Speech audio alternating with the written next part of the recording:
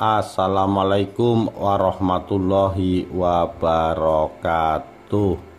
Rahayu rahayu sagung dumadi. Menguak misteri reinkarnasi.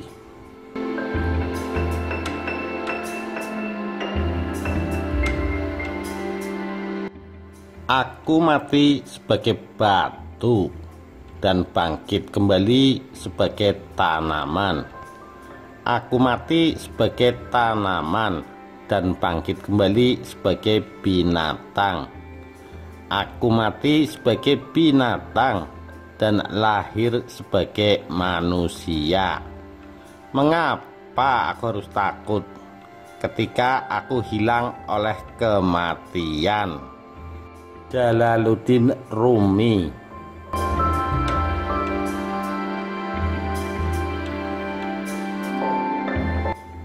Saat ini di Amerika sekitar 70% orang percaya tentang adanya kelahiran kembali atau reinkarnasi.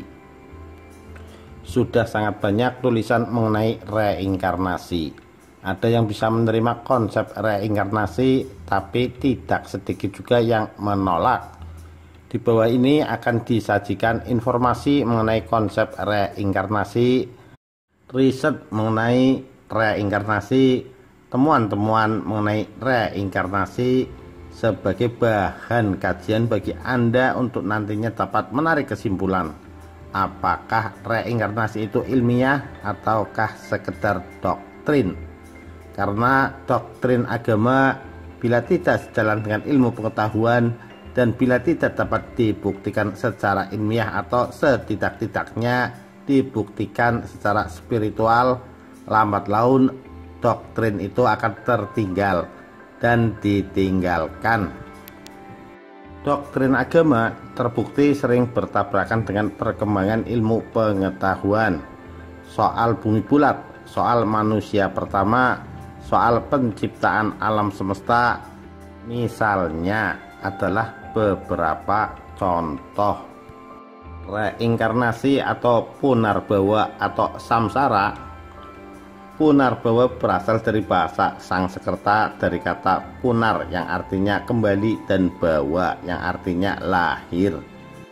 Punarbawa adalah salah satu keyakinan umat Hindu tentang kelahiran yang berulang-ulang atau suatu proses kelahiran yang biasa disebut dengan penitisan, reinkarnasi atau samsara. Kalau ada kelahiran berulang-ulang berarti ada kematian yang berulang-ulang atau hidup yang berulang-ulang. Memang kedengarannya aneh tetapi nyata. Kelahiran dapat terjadi berulang-ulang beberapa kali tanpa batas. Semasih Atma dibungkus dengan Triguna, Satwam, Rajas, dan Tamas, maka selalu terjadi proses reinkarnasi.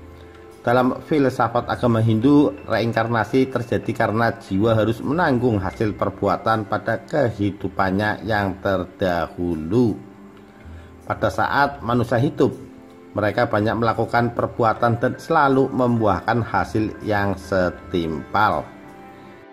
Jika manusia tidak sempat menikmati hasil perbuatannya dalam kehidupan yang sedang dijalaninya, maka mereka diberi kesempatan untuk menikmatinya pada kehidupan selanjutnya.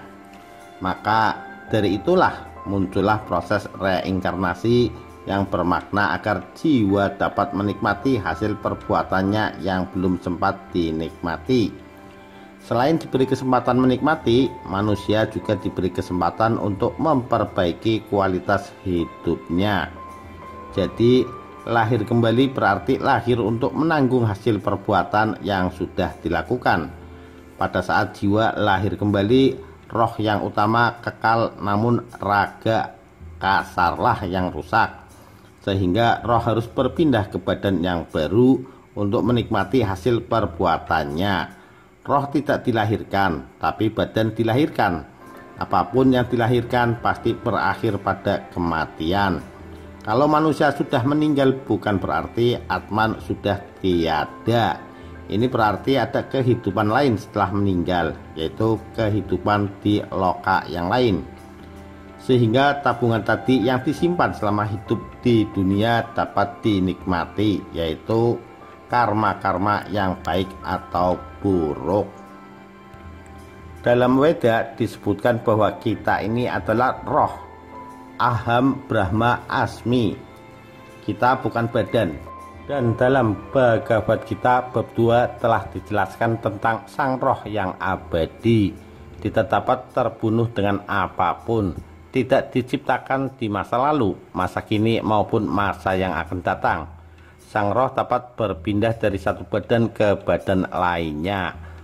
Roh merupakan tenaga internal, tenaga transendental dari sang roh yang berukuran 1/10.000 dari ujung rambut dan terletak di daerah jantung. Demikian rinci ulasan tentang sang roh.